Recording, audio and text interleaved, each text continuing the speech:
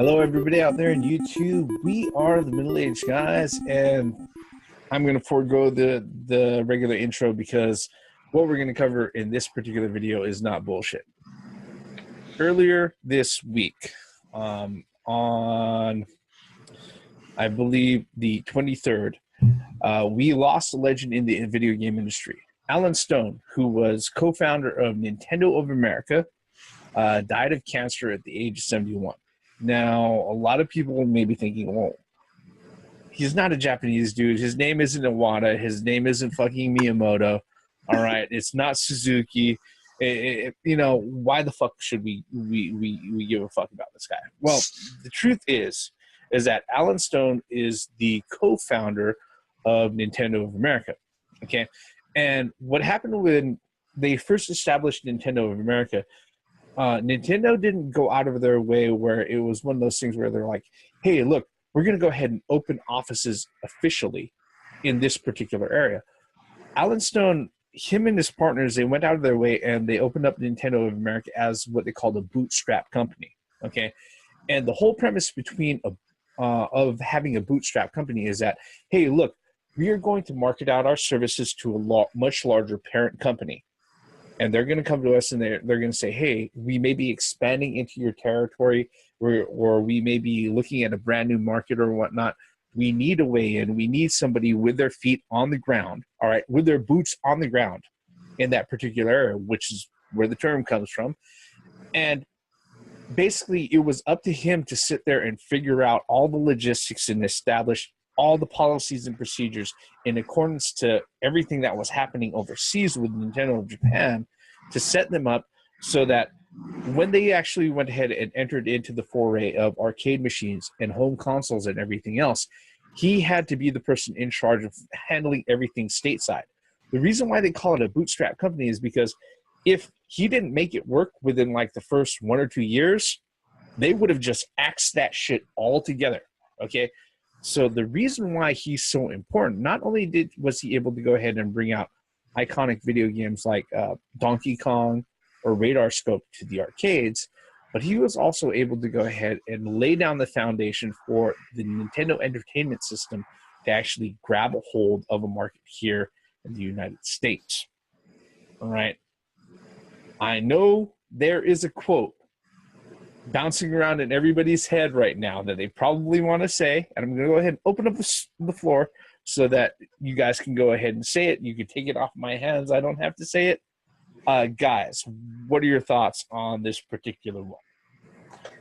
Its own like Donkey Kong? Okay, that's the other phrase I was thinking of. But there's another phrase that's... But yeah. let's talk, wait, well, the NES, never heard of it. No, but look, in all seriousness, look, he was responsible for bringing games over here from overseas. And when you think about where these games went, not just arcades, okay? Look, Donkey Kong went to restaurants. Donkey Kong went to bars, hotels. I mean, look,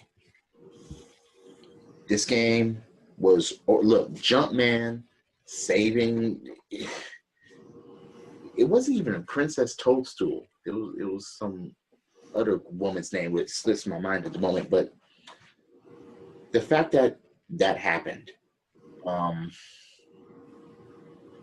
it changed the industry.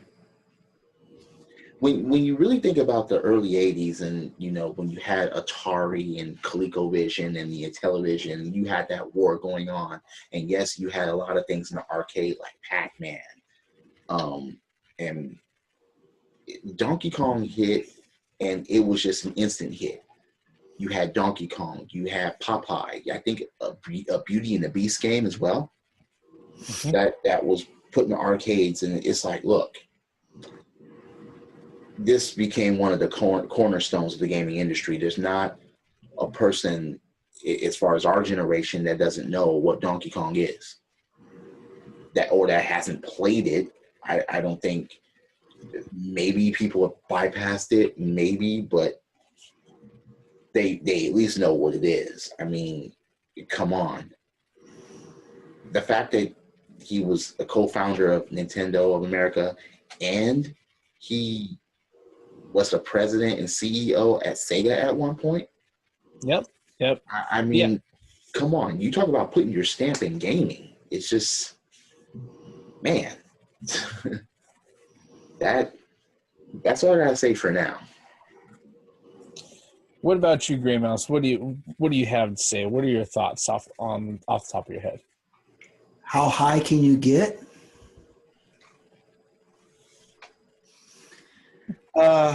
Another video gaming icon, Alan Stone, has been taken away from us way too early.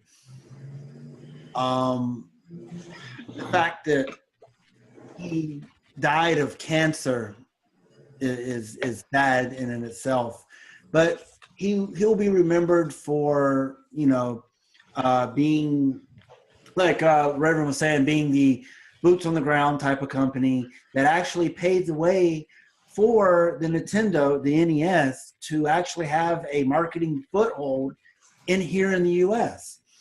So you got to give respects to that. I mean, if it wasn't for him, you know, who knows what gaming would be like, 30 years later in 2017.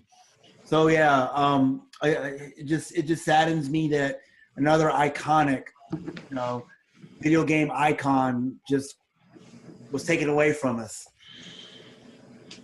Yeah, with this particular one, I mean, it's okay. I would have to say this probably hits us as middle-aged guys when we think about it, because, you know, 2016 was really rough for celebrity deaths. Okay, Yeah. I'm gonna say right now, at the pace that it's going right now, with video game celebrities and legends for 2017, it is going to be really, really fucking rough this year. Because what was it? Toru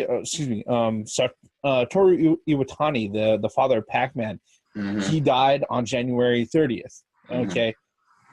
Alan Stone, the guy responsible for setting up the Nintendo Entertainment Center, a system, Nintendo, co-founder of Nintendo of America.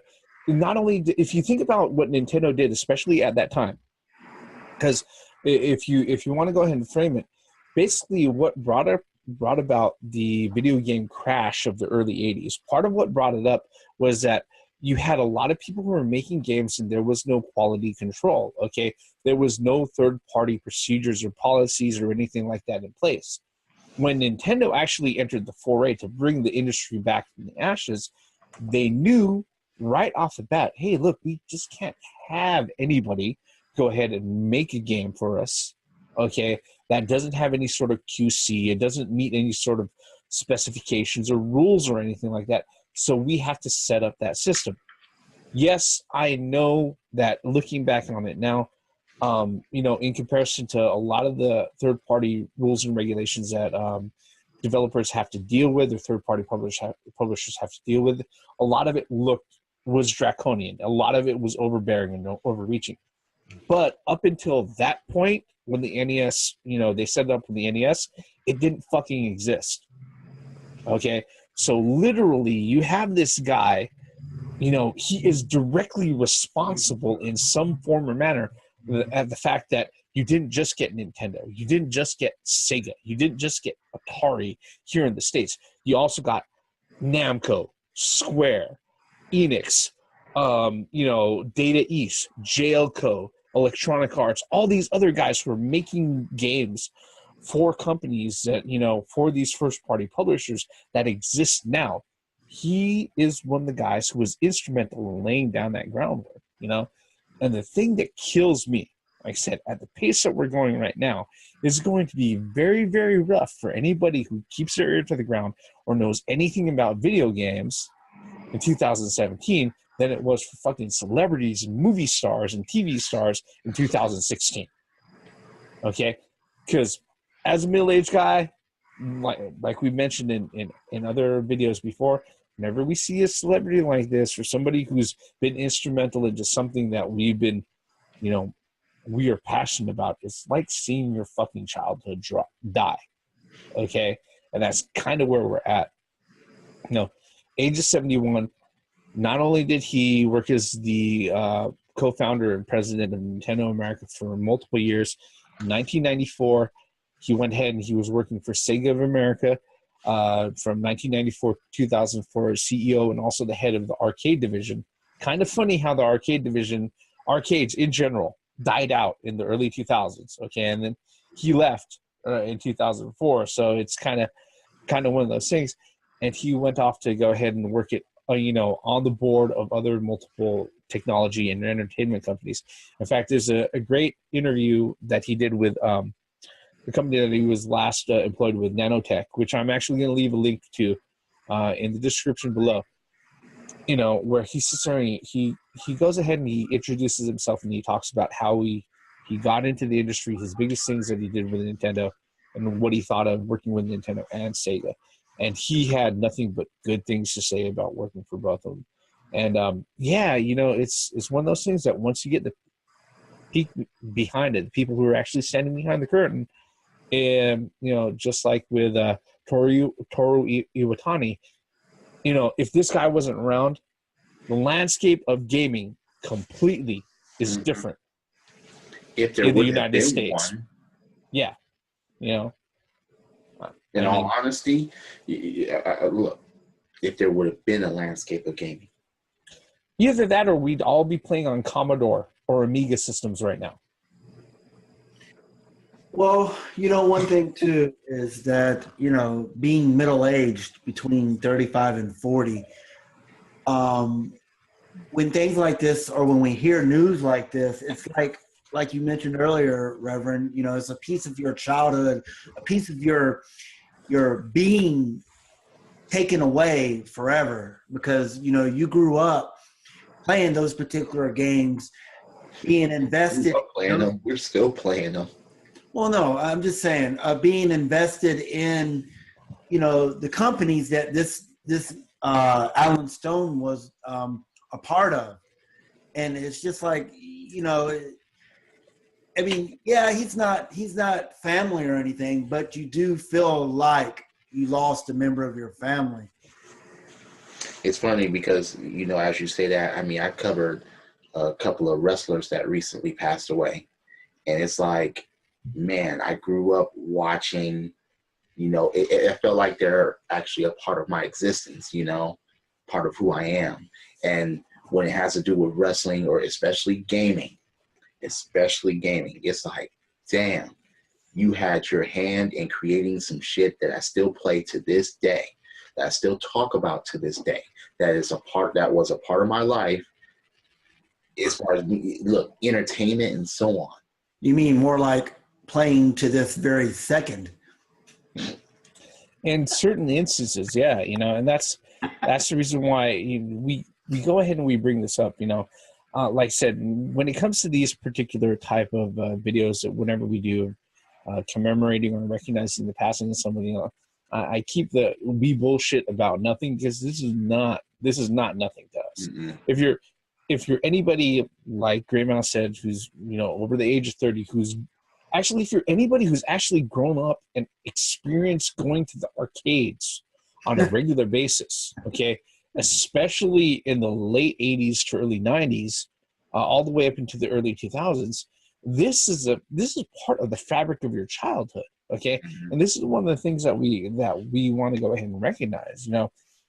It's not something that we're happy about. Oh yeah, we get to make a fucking YouTube video. No, we're not. It's not celebrating or anything like that at all. But it is something that when you think about it, it's very profound. Like I said, the landscape of the video game industry in America would be completely different if you would have failed doing that bootstrap operation for Nintendo America. If he didn't make it work, video games completely would be different. The whole industry would be different as a whole. Before we say our final goodbyes and salutations, I do have a question, guys. Favorite version of Donkey Kong. What is it? Go. Wait. Just in general with Donkey Kong games or with a first revision of Donkey Kong? You got to be very specific. Well, okay. Your favorite version of Donkey Kong as far as the original, the arcade games that were released, and if it came to home consoles, what was your favorite version of it? Game Boy. Which one? The Donkey Kong that went to Game Boy. Okay. You know, that, I mean, I don't know if I can count Mario versus Donkey Kong in that. I was thinking about that myself, but go ahead. because those games were similar to the standard of Donkey Kong, period. But the original Game Boy version of Donkey Kong actually had those arcade stages and went to its own adventure with Mario doing all kinds of tricks. And they kept that for Mario versus Donkey Kong. And those two are like up here because I'll still play those to this day. For me, I also have two. I'd say the classic Donkey Kong from the arcade and the more recent, not so recent, I've got to say Donkey Kong Country. It's one of my I know it's different than Donkey Kong, but it's still Donkey Kong. In every sense of the word, Donkey Kong. But but if I had to overall pick one, because I have fond memories of standing in the arcade playing, feeding the machine quarters about how high can you get, And I think the girl's name was Sevilla, Salivia or somebody like that. Yeah, I can't remember off the top of my head. I remember. I'd have to say, bar none, my favorite version of Donkey Kong was Donkey Kong for the ColecoVision, although that was released all the way back in 1981. Damn. By far. Because the thing is that as a little kid, I didn't have very many opportunities to go out to the arcade. Okay. But I will tell you, as a little kid, I was hooked on this shit from day fucking one when I figured out it was there. All right. Like I said before in other videos, I can still remember playing on dedicated Pong home consoles. And those were released in 1979. But when we finally got a hold of the Atari 2600, I played the Atari 2600 version of Donkey Kong. And it was blocky, it was ugly, and most of all, it was incomplete. But when I played the Coleco version of Donkey Kong, I swear there was one time I remember I was playing on this little portable combination radio TV. And I think the TV screen was something like 4.5 inches big, and it was black and white. It wasn't even fucking color, all right? But the ColecoVision could hook up to the little RF screws in the back. Mm-hmm. It didn't even have an RF coax cable connection. It was a fucking antenna screws, right? Mm-hmm. And I remember playing that for fucking hours. And the reason why I loved it was that it had the fucking elevator stage. The NES version didn't have it. The Atari 2600 version. But the fucking ColecoVision, it had it. And I fucking played that for hours. And as you said, that version, I think Pauline was her name. Yeah. There goes. Yep. Okay. You looked it up. It's okay. The Coleco, my sister owned the ColecoVision. And I had the Atari, and we had both versions. But we were steering away from the Atari version as much as humanly possible because we were like, look, this looks and sounds very close to the arcade. Minus the part where you can fall off of places. But and not that garbage aside, it had the elevator stage. Yeah, it had the elevator stage. This is why, it missed the stage from the arcade, but again, most people didn't get to that anyway. But talk about that the conveyor pie stage. A lot of people didn't even know about that. But look, Donkey Kong, man. Yeah, the ColecoVision version. Oh. Yeah. 1981.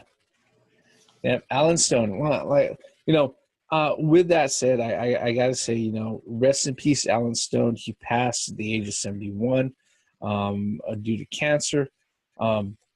All back on, let's see here, earlier last week, and it's a sad day. Like I said, he passed on the 23rd of February, and it's one of those things where you don't realize the type of influence that somebody else, like, possibly states away, has on your life, maybe just your childhood and your life in general. This is one of the things that we have to recognize. What's very interesting is that a lot of people didn't know about him until he died.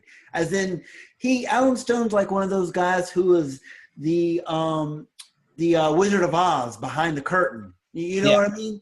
He's those. That was a type of figurehead that he was. He was, which is a damn shame. Yeah. I mean, his name should have been more prominent everywhere else, being what for what he's done.